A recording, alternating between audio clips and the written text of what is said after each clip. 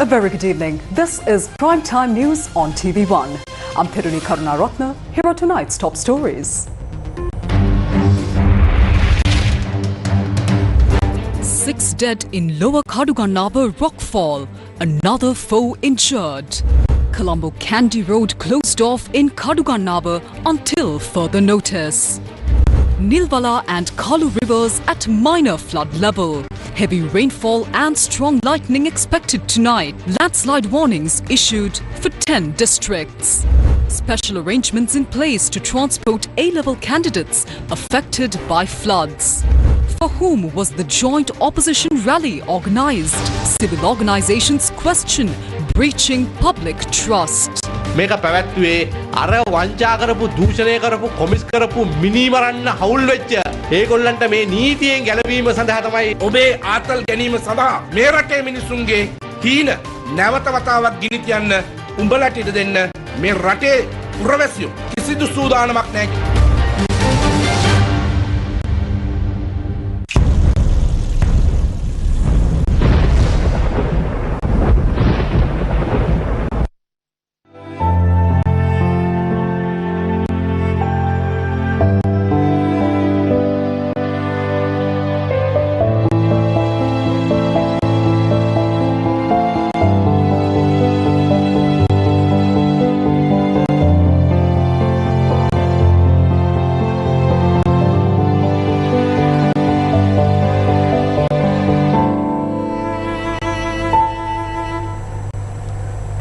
What you just saw were the visuals from the rockfall that occurred this morning in the Lower Kadugannaba area. The incident took place when a large boulder crashed onto a house that also operated as a small shop, tragically resulting in the loss of 6 lives. The rescue operation was concluded late this evening.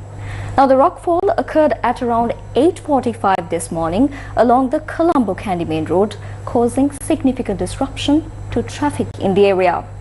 Emergency crews and local authorities rushed to the scene soon after the incident was reported, working to clear the debris and ensure the safety of nearby residents. Let's take a look at some of the footage from the incident. The incident occurred at around 8:45 this morning along the Colombo Kandy Main Road.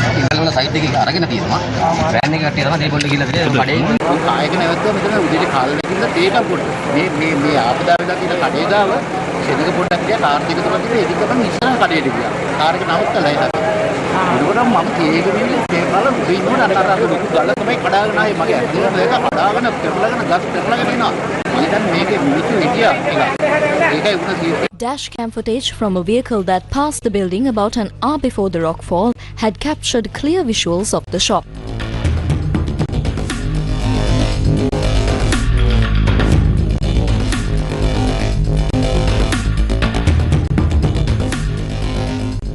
Following the incident, residents and security personnel rushed to the scene and worked together to rescue those who were trapped inside the building.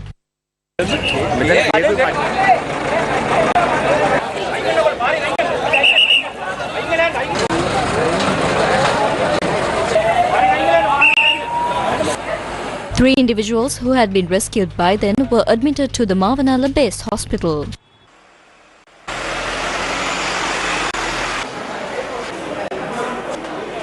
A team, including Kandy District Secretary Indiko Davatta, arrived at the scene to investigate the incident.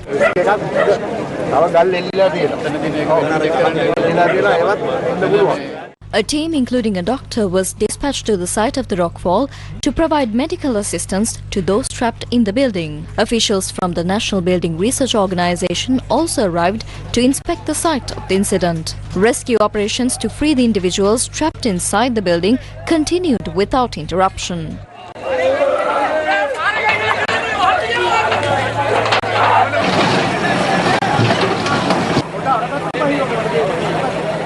At around 2:30 this afternoon, a woman trapped under the rubble of the building was successfully rescued.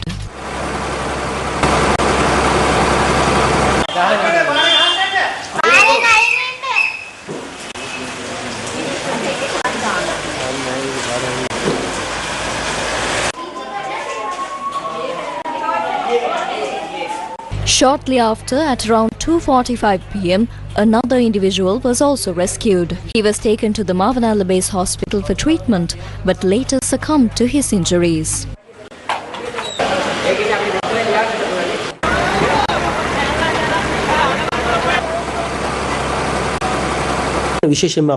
Following the incident, the Deputy Minister along with the Secretaries and Director General of the Disaster Management Centre took immediate action based on the Centre's instructions. Specifically, the Kegalle District Disaster Management Unit has been providing continuous support since this morning. Both the Kandy and Kegalle District units, together with the Tri-Forces and the police, are actively engaged in operations until the incident is fully resolved. සම්පූර්ණ මේ සිද්ධිය අවසන් වෙනතුරු ක්‍රියාත්මක වෙනවා.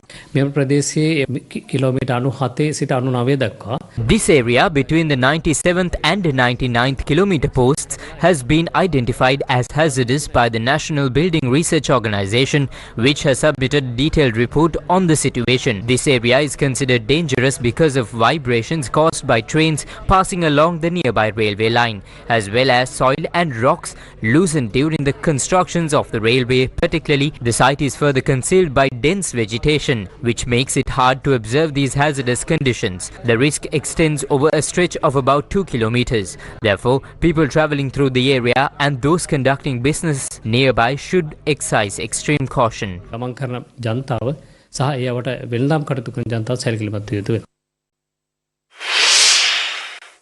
The southern province has been heavily affected by the recent heavy showers in the region.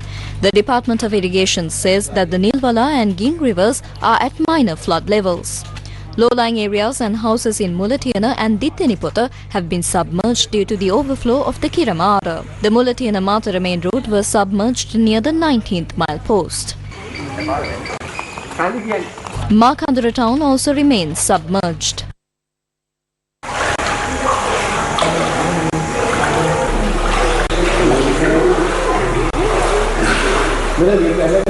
Vehicular movement along the Urubokka-Kotapala main road was disrupted due to flooding in Bandanvela. Approximately 50 houses in Deniaya have been submerged due to the overflow of the Gind River. The Moravaka-Nelua road was flooded in Telangas Mandia. Vehicular movement along several main roads in Mapalagama was also disrupted. The Udugama-Nelua road has been submerged since this morning. About 350 advanced level candidates who faced transportation issues due to floods were directed to examination centres this morning with the intervention of the Disaster Management Centre. The Galle District Disaster Management Centre stated that about 300 students from the Galle, Nelua, Tavalama and Nagoda Divisional Secretariat divisions were directed to examination centres with the assistance of the Navy and the Army. 5 mechanical boats and 10 canoes were used for this purpose. Landslide early warnings have been issued for 10 districts of the country. Several divisional secretariat divisions in the Badulla, Galle, Hambantota, Kalutara, Kandy, Kegalle, Ratnapura, Nuwara Eliya, Matara and Colombo districts have been placed under warnings categorized under Phase 1 and Phase 2 alerts. The Department of Meteorology states that the current rainy conditions are likely to continue. The western, Sabaragamuwa and southern provinces as well as the Kandy and Nuwara Eliya districts may experience heavy rainfall exceeding 100 millimeters. The Department of Meteorology has issued this advisory as a precaution against strong winds and heavy rain. Strong winds may also accompany the heavy rainfall. Newsfirst, Main sponsor. Valuable FD, the symbol of stability. චමත්කාර රාත්‍රිය නොවැම්බර් 29 වෙනිදා සවස 6:30ට මහනුවර ධර්මරාජ විද්‍යාලයේදී නලින් පෙරේරා, නදීමාල් පෙරේරා, මිහිඳු ආර්යරත්න, රයිමු චාරුකා, හිරෝෂි සූර්යසේන, ලක්ෂිත සූර්යසේන, විනුච තරුෂ්ක, වික්ටර්ගේට්, ප්‍රියාගේට්, මధుරගේ ගායනු ඇත් ප්‍රවේශපත්‍ර ticketsministry.com. Valuable FD, the symbol of stability. For country to move forward, trust between the people and those in power or the political leaders is essential. Citizens as well as party supporters follow their political leaders when they trust the points that are being made or the policies that are being put forward. Leaders work to gain power by winning that trust. Over the past few decades, have our politicians maintained the trust of the people regarding the promises that they made and the policies that they proposed? Or have they broken that trust and let the people down? Yesterday's opposition rally once again serves as a reminder of politicians who repeatedly break the public's trust.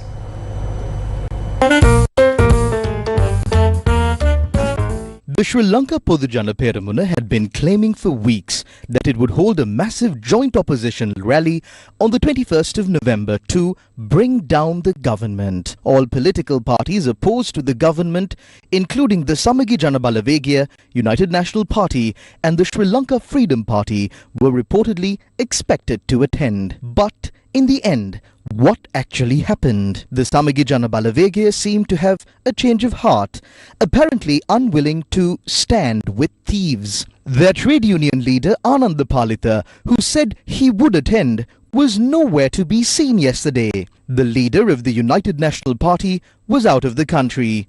Senior UNP leaders like Ruwan, Naveen, Akila and Ashu also skipped the rally. In the end, the one who showed up was the party General Secretary, Thalata, who struggled to find a seat. So, who exactly was this rally organized for? That's the million-dollar question. And the one who answered this million-dollar question the best was none other than Harin. අද මේ වේදිකාවේ කුමාරයා බවට පත්වලා ඉන්න ආදරණීය නාමල් රාජපක්ෂ ජාතික සංවිධායකතුමාගෙනුත් දේශපාලන අධිකාරියේ ආදරණීය අම්මේ තාත්තේ සියලු දෙනාගෙන් අවසරයි. In reality, this rally was organized for Namal Rajapaksa. Yesterday, Namal appeared on stage alongside a group of armed guards in civilian clothing. While some who claimed they would attend ended up skipping the rally, these people tried to create unrest in the country. The most recent incident is the controversy in Trincomalee over a Buddha statue. A restaurant built along the shoreline was deemed illegal and coastal conservation officers had set a deadline for its removal. Yet, a group that came from Colombo tried to turn this situation into a crisis. Of course, the public is no longer naive enough to fall for nationalist theatrics. But those behind these maneuvers were clearly present at yesterday's rally.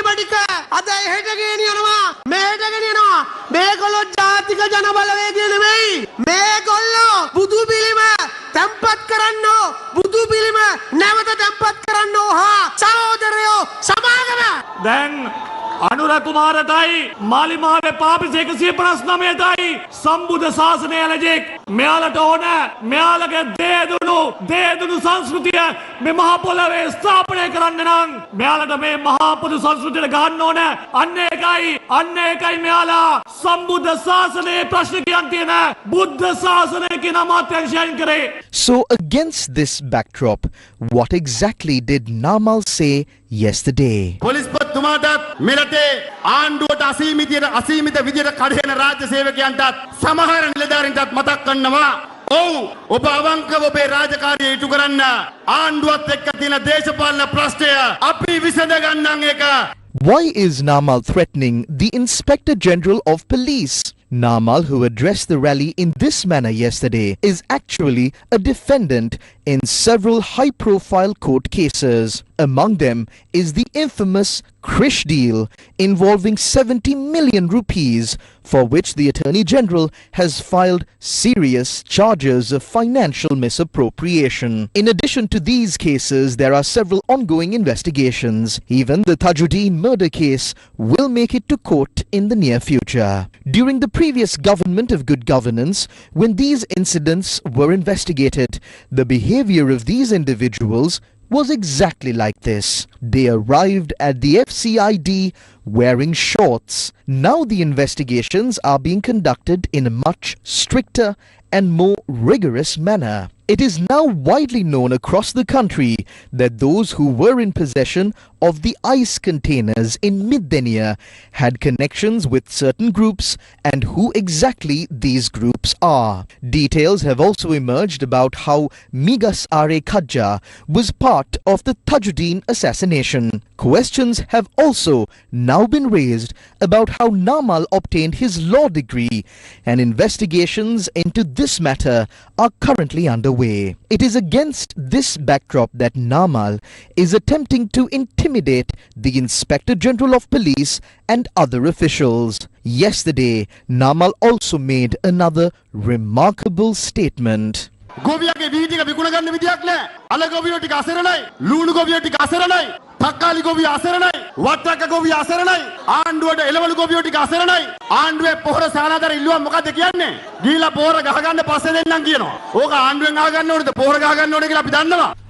Namal may say that he knows, but do you remember how the Rajapaksa regime treated farmers back then? Under the banner of organic agriculture, despite warnings from experts and scholars, decisions were made that ignored their advice. One of these decisions by Namal's uncle, President Gotabaya, stopped the import of essential agricultural fertilizer for farming. Farmers struggled, crops were ruined, and many fields suffered significant losses. In the end, Sri Lanka had to pay a staggering $6.9 million for fertilizers they never received. Even today, farmers are still struggling to recover from the consequences of these decisions, which deprive them of essential oils and fertilizer. Although Namal may act as if he is unaware, the real farmers of the country know exactly what happened. ගරු ජනාධිපතිතුමනි ආණ්ඩුවට අපි මතක් කරලා දෙන්නේ ඔබතුමා ඇතුළු ඔබේ ආණ්ඩුවට අපි මතක් කරලා දෙන්නේ නැවක් හදන්නේ නැවුගුරම් දාලා අපේ හාමුදුරනේ වරායේ නවත්තලා තියන්න නෙවෙයි ඒ වගේම අපි ජන බලය ජන මතය ගොඩනගන්නේ ආණ්ඩුව පුළුවන් පළවෙනි අවස්ථාවේදී පෙරලන්නයි කියන එකත් අපි ජනාධිපතිතුමාට මතක් කරනවා. The Rajapaksas, who are now demanding power in the country, cannot expect the public to forget these past events. Between 2019 and 2022, due to flawed economic management, decisions made by Gotabaya Rajapaksa, Mahinda Rajapaksa, Basil Rajapaksa and 4 others, the country's economy collapsed. And this is a fact confirmed by the Supreme Court. It was a fundamental violation of fundamental human rights. Ultimately, the country was brought to bankruptcy. People waited in queues for 10-12 hours, and shortages of essentials such as fuel led to deaths and widespread destruction. When the people finally revolted, the president fled the country, while other members of the family escaped via helicopter and went into hiding. The people will never forget this chapter of the country. In the end, the public responded democratically. After scraping together the few votes they had left, they secured just 3 parliamentary seats. And now those who did not even seek votes but came through the national list are claiming that they will overthrow the government. When Namal took the stage and delivered his speech at yesterday's rally, look at the group sitting in the front row. Chamara Sampath Dasanayaka, also out on bail. During his tenure as Chief Minister of the Uva province, he allegedly diverted government funds to his own account under the pretense of distributing school bags to children. The case is now under investigation. Anura Priyadarshana Yapa, during his time as Minister of Petroleum Resources, misused more than 6 million rupees of the Ceylon Petroleum Corporation under the pretext of providing flood relief. He is currently out on bail. Here is Prasanna Ranatunga, former minister who was taken into custody by the Bribery Commission and brought before court for causing a loss exceeding 4.7 million rupees to the Sri Lanka Insurance Corporation through a brokering company during his tenure. When presented before court, he said that he needs to have a light meal every 4 hours due to a health condition. Another is Lakshman Yapa Abhivardhana, who during his ministerial tenure allegedly used funds from the Board of Investment to run Mahinda Rajapaksa's election campaign. His case is now in court. Tiran Alas, former Minister of Public Security, is now under scrutiny for the infamous e-visa deal. The secretary of his ministry at that time failed to implement court orders related to the deal, and now both are facing strict consequences. These are just a few examples. There are countless others who misused public funds for concerts, business deals, and personal gain. That is why the public, through democratic means, defeated most of these people. The people very well understand why these people have now rallies around Namal and are cheering for him. Let's take a moment to revisit some of these past incidents, shall we? I will prove that the Easter Sunday attack was a doing of the Rajapaksas. They are telling the Tamil community in Jaffna that I supplied weapons to Karunaman. They are saying that I cut the branches of the boat tree in Grand Pass. They are also saying that I live in luxury. This is shameless politics and nothing else. Today the prince on stage is Nama Rajapaksa, the national organizer. I must also acknowledge Mahinda Rajapaksa. He is the leader who ended the war in the country. In a party which has such leaders, we are here to remind how much of scoundrels these people are.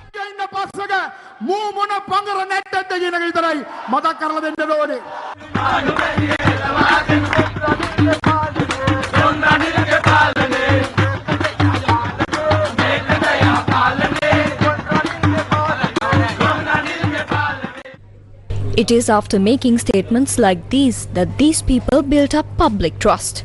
Now the people clearly understand that those who made various statements and came into power over time were actually all on the same side the whole time.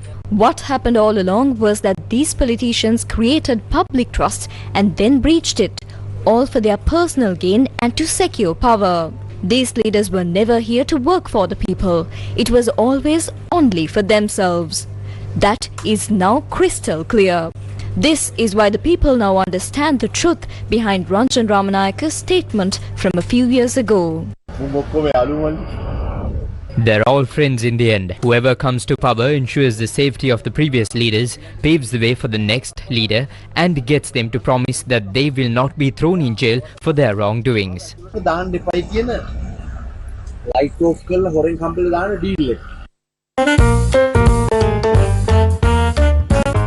Several civil organizations held a media briefing today to share their views on the rally. Who organized this rally? These people are responsible for a lot of crimes. They have caused chaos in this country, bankrupted it, looted the treasury, disrupted electricity, gas and essential supplies including medicines, and dragged the lives of our citizens into hardship. These are the same decayed political factions who ruined this nation. Now there is a moment when the country is slowly overcoming the problems they created, stepping forward while avoiding the traps of lies and false narratives they spread. Those who sought only their own comfort and well-being are now returning and celebrating as if nothing happened. Take for example Namal Rajapaksa, who claims that a majority of the people support him, and about the Ananda Samarakon open air theatre. They claim on large turnout, but we know the truth. Even with 1000 to 1500 in the Nugegoda supermarket parking lot, the area is packed. Adding another 2000 blocks everything. Gammanpilla thinks they've organized a big rally. They are trying to relive their dreams, but in doing so, They are setting fire again to the hopes and dreams of the citizens of this country. At this moment, it is very clear the people, the youth and the sensible citizens are not participating in any preparations or plans for this. හැබැයි සබුද්ධික ජනතාව මේ මොහොතේ කිසිදු සූදානමක් නැහැ කියන කාරණාව ඉතා පැහැදිලිව අපි ප්‍රකාශ කරනවා. ප්‍රජාතන්ත්‍රවාදී Democratic People's Congress also held a media briefing today regarding the Nugegoda rally. මේ රැලියට කවුද සම්බන්ධ වුණේ? Who participated in this rally? Those seated in the front rows were people facing serious allegations, those who took bribes, embezzled and misused commission funds. Under the current government, we all know that the law, the bribery commission, the criminal investigation department, the police and the judiciary are all acting against these individuals' actions. This rally was not about addressing the public's concerns. It was about helping those who committed fraud and corruption evade justice. Those are the same people who during the Aragale season faced the anger of the people and were driven out. But now, with the support of Ranil Wickremesinghe, have returned once again. Yet, they were also sent home again through democracy via democratic elections. අපි දැක්කන්නේ ඒ ඇවිල්ලා ප්‍රජාතන්ත්‍රවාදී මැතිවරණේ මුන් ඔක්කොම ගෙදර යවුවා. News First with the people.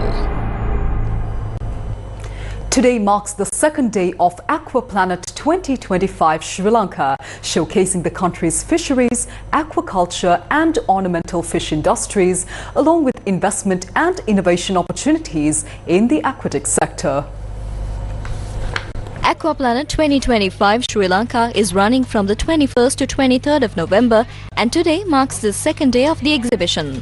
The expo brings together global fisheries professionals, researchers, entrepreneurs and enthusiasts to showcase Sri Lanka's rich aquatic resources. Highlighting innovations and developments in fisheries, aquaculture and the ornamental fish industry, the event promotes sustainability, trade and education. The event is divided into two main sections: the ornamental fish section, led by the Aquaculture Development Authority, and the broader fisheries industry section, managed by the Department of Fisheries. Alongside the exhibition, Aquaplanet 2025 hosts an international workshop by the Bay of Bengal Program Intergovernmental Organization and provides a platform to highlight investment opportunities for local and foreign investors. Maharaja Media Network is the official media partner of the event.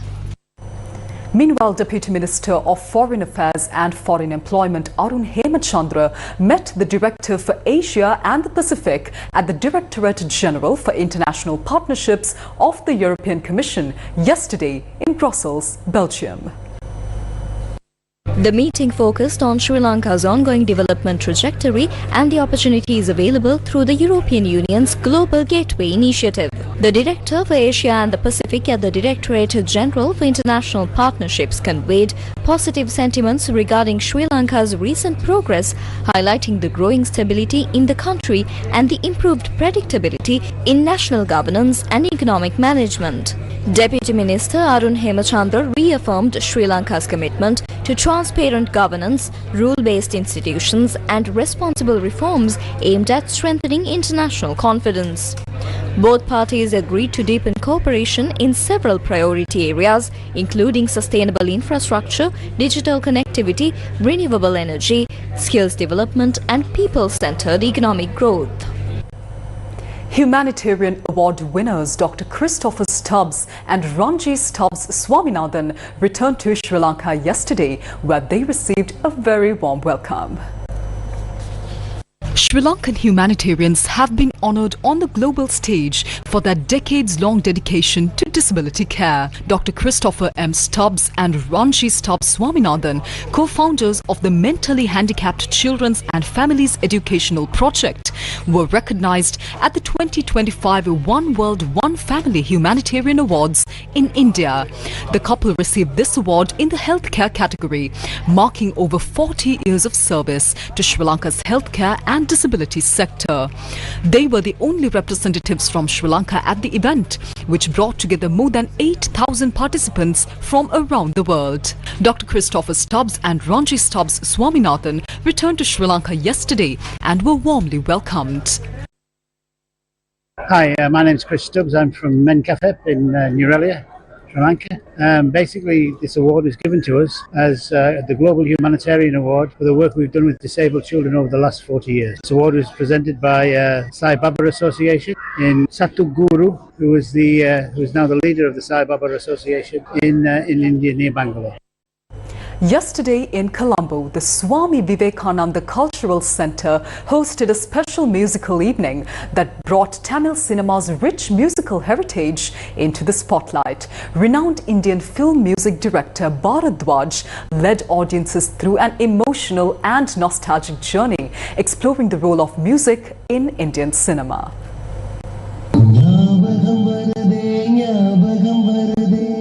Yesterday, the Swami Vivekananda Cultural Centre in Colombo hosted a special program titled Role of Music in Indian Cinema, featuring renowned Indian film music director Bharadwaj. Held at the SVCC Auditorium on Gregory's Road, the event drew music enthusiasts, students and film lovers for an evening dedicated to the evolution of Indian film music, with a particular focus on Tamil cinema. Bharadwaj took the audience through his personal music journey, reflecting on the changing soundscape of cinema and the creative process behind his compositions. Organised by the Swami Vivekananda Cultural Centre under the High Commission of India in Colombo, the program highlighted the deep cultural resonance of film music and its enduring impact on Indian cinema.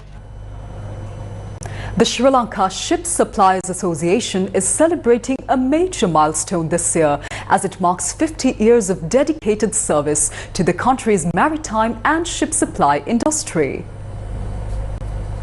The Sri Lanka Ship Suppliers Association held its 50th annual general meeting yesterday in Colombo. The event featured a special ceremony bringing together distinguished guests from the shipping sector, government institutions and related industries.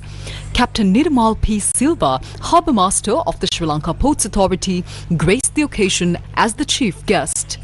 Established in 1974, the SLSSA has been committed to advancing the economic interests of ship chandlers and the maritime industry, fostering innovation, sustainability and excellence in ship supply. Over the past 5 decades, the association has leveraged technology and collaboration to keep its members updated on industry developments while representing their interests before key authorities including Sri Lanka Customs, Sri Lanka Ports Authority and the Ceylon Association of Shipping Agents. The 50th AGM celebration not only commemorated this milestone but also highlighted the association's continued dedication to strengthening Sri Lanka's maritime community as it sails forward into the next 50 years. Valuable FD, the symbol of stability. November 29 සවස 6:30ට මහනුවර ධර්මරාජ විද්‍යාලයේදී නලින් නදීමා රයිනි මිහිඳු විනුජ ඉරෝෂිහා ලක්ෂිත සූර්යසේන වික්ටර්ගේට් ප්‍රියාගේට් මధుර ගී ගායන ඇත විමසීම් 077යි 569යි 31යි 31. Welcome back. Let's move on to more local news now. Supreme Court Judge Anthony Lalit Shiran Gunaratne was sworn in as the acting Chief Justice at the Presidential Secretariat this morning. Supreme Court Judge Anthony Lalit Shiran Gunaratne was sworn in as acting Chief Justice at the Presidential Secretariat this morning before President Anurukumara Dissanayake. As Chief Justice Preeti Padman Surasena is travelling overseas, the President made this appointment until his return to Sri Lanka. The Budget Committee stage debate today took up the expenditure heads of the Ministry of Health and Mass Media. Out of 862 essential medicines, there is a shortage of 300 at the National Hospital. 26 medical procedures have been halted. When someone comes in with an heart attack, a tropai is done, but it's done during the afternoon and not at night. Since the hospital doesn't have the equipment for cardiac surgeries and bypass surgeries, patients are given a list of items to bring when they come. This is a bill, 105,434 rupees and 45 cents. How can someone get a bypass done with this amount? 4 out of 5 angiograms at the National Hospital are broken. For a doctor, a medical officer, the basic salary is 58,305 rupees For a specialist, it's 88,000 rupees. With this kind of disappointment, doctors are leaving the country. From 2022 to 2025, a total of 2,842 medical officers and specialist doctors have left, and another 6,000 are waiting to leave. I think he read out the paper provided by a trade union. I think he should have left some out, because all the MPs are given the same paper.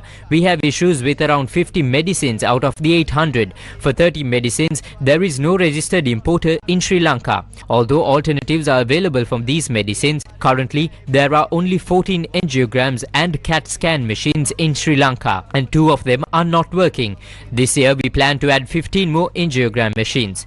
When it comes to MRI machines, only 13 are available, 2 of which are not functioning, so only 11 are in working condition. This year we are adding 6 more MRI machines. At present there are 46 CT scan machines, and we are adding 7 more this year. It is as if we have suddenly woken up from a dream. So please do not come to read facts from papers, including details of the interim discussion so far.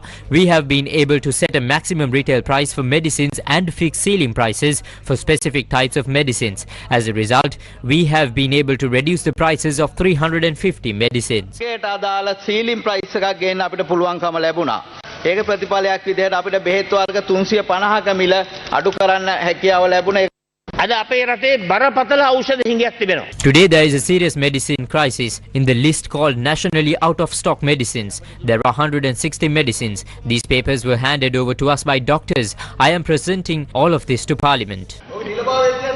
මේ නිල භාවය ඒ කියන්නේ මේ sauce එකද sauce එක සජිත් ප්‍රේමදාස මම මගකින් බාර ගන්නවා මෙන්න ජාතික රෝහලේ නෝටිස් බෝඩ් එකේ ගහලා තියෙනවා මෙන්න මේකත් බොරුවක්ද කියන්නකෝ මේ ජාතික රෝහලේ නොකරන ටෙස්ට් එක total IgE vitamin B12 DSDNA specific IgE adeno PCR hepatitis A hepatitis E HSV mumps rubella ANA board එකේම ගහලා තියෙනවා ජාතික රෝහලේ මේකත් බොරුවක්ද ඇයි මේ වෛද්‍යවරුන්ට ඔය ඉහළ අමාත්‍යාංශ නිලධාරීන්ට ඔය ඉංජිනේරුවන්ට දෙන්න වාහන පර්මිට් එක ඇයි දෙන්න බැරි මොකක්ද අමාරුව අපිට පර්මිට් ඕනේ අපිට පර්මිට් එපා මොනවා කියනද මන් දන්නේ You confirmed that these documents came from you, showing their legality.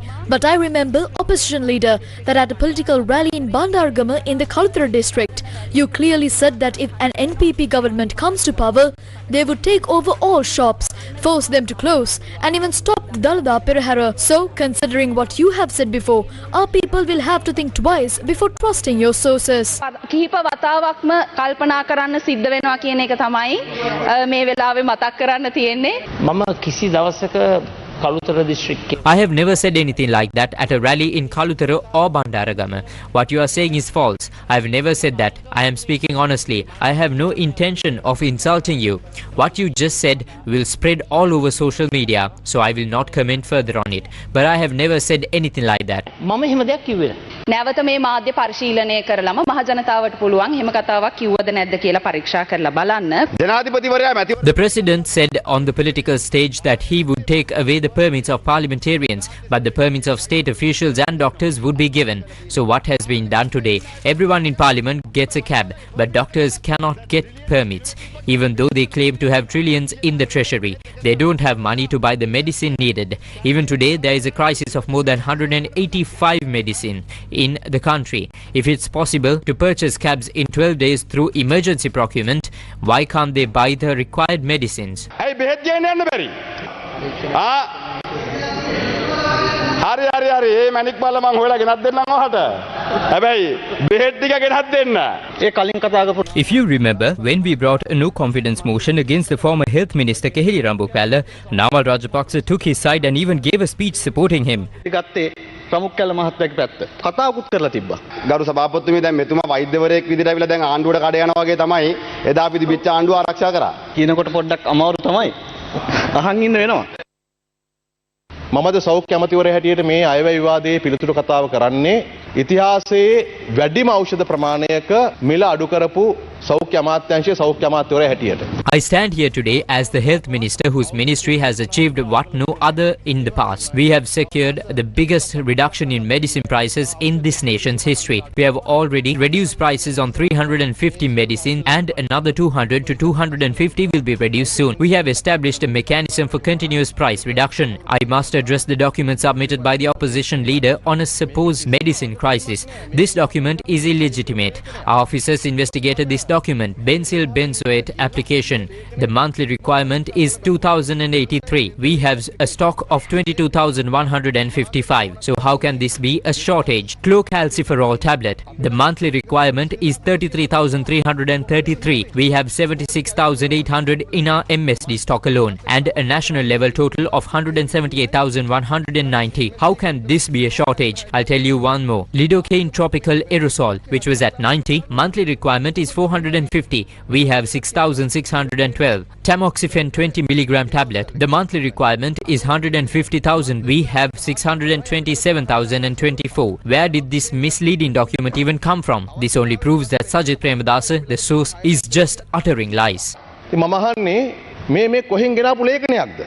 කීපෙකින් ඔප්පු කරේ මූලාශ්‍රය සජිත් ප්‍රේමදාස කියන්නේ පට්ටපල් බොරු කෙබර.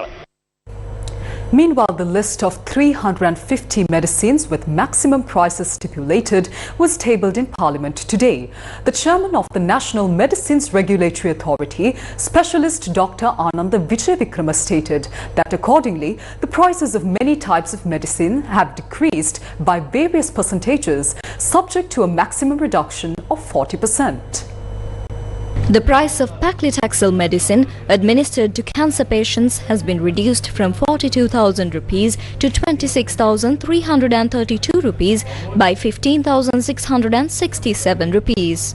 The price of another medicine given to cancer patients, the cisatracurium bacillate injection, has been reduced from 3,157 rupees to 2,610 rupees by 547 rupees. The adalimumab injection has been reduced from 74,500 rupees to 40,717 rupees by 33,783 rupees. The price of the blood pressure medicine losartan potassium has been reduced from 11 rupees to 8 rupees. The National Medicines Regulatory Authority stated that the price of mebendazole used for parasitic worm infections has been reduced from 83 rupees to 50 rupees by 33 rupees.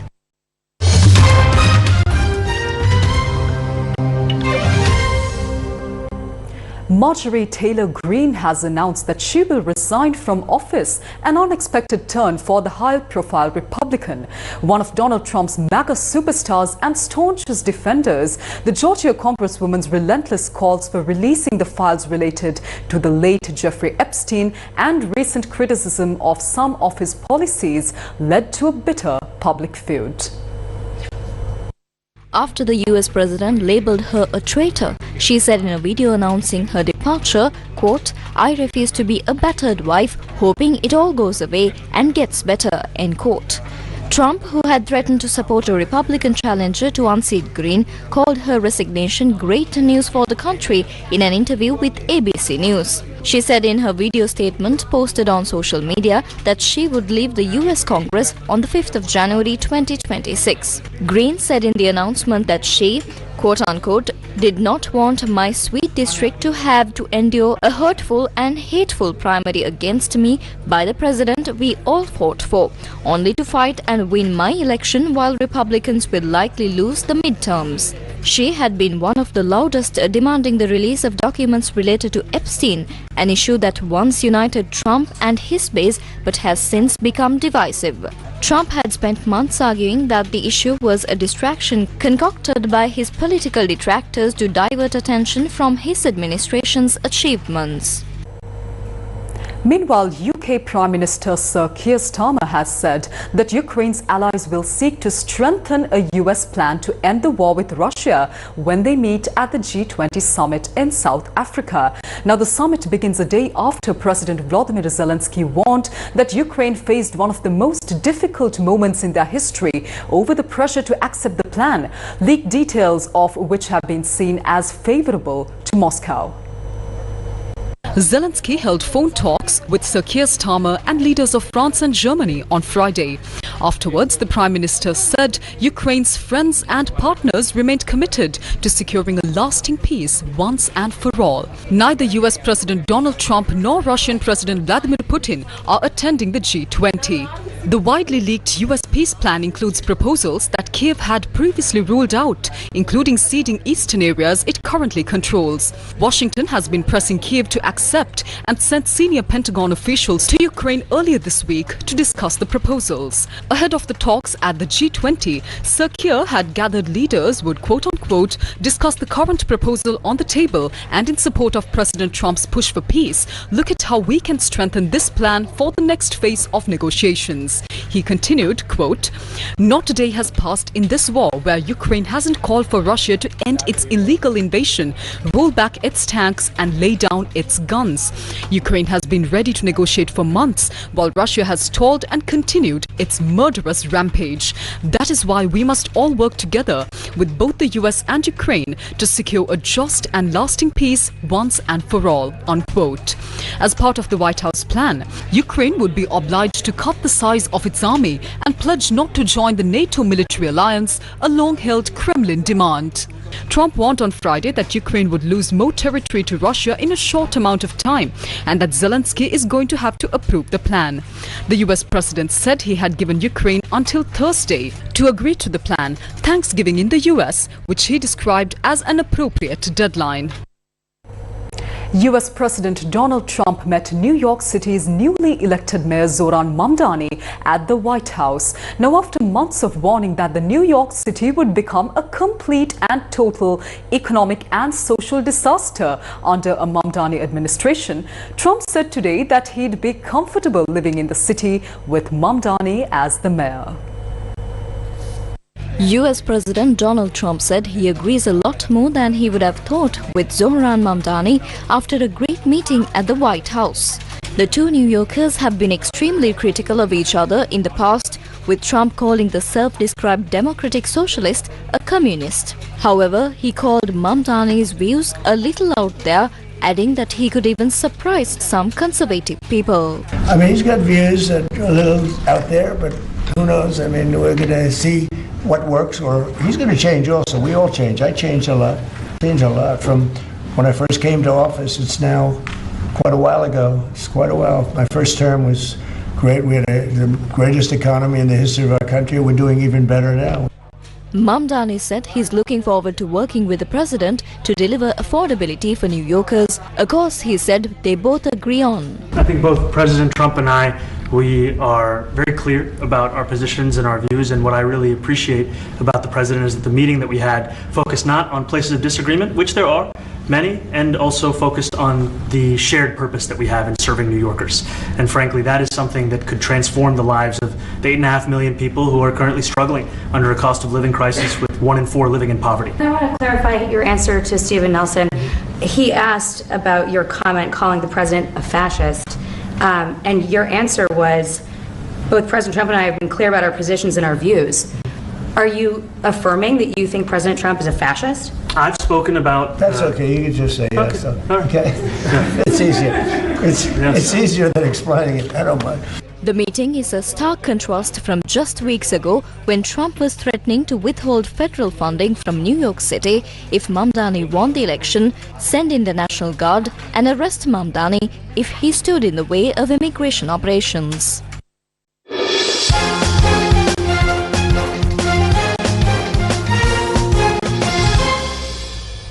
The Tri-Nation T20 cricket encounter between Sri Lanka and Pakistan got underway today in Rawalpindi. Sri Lanka captain Dasun Shanaka won the toss and opted to bat first. Now, batting first, Sri Lankan team posted 127 runs for the loss of 7 wickets. Chasing a target of 129, Pakistan won by 7 wickets with 27 balls remaining. The tournament features Sri Lanka, Pakistan and Zimbabwe competing for the title. And tonight on beautiful Sri Lanka, we take you to the breathtaking Devon Falls, one of the island's most stunning waterfalls.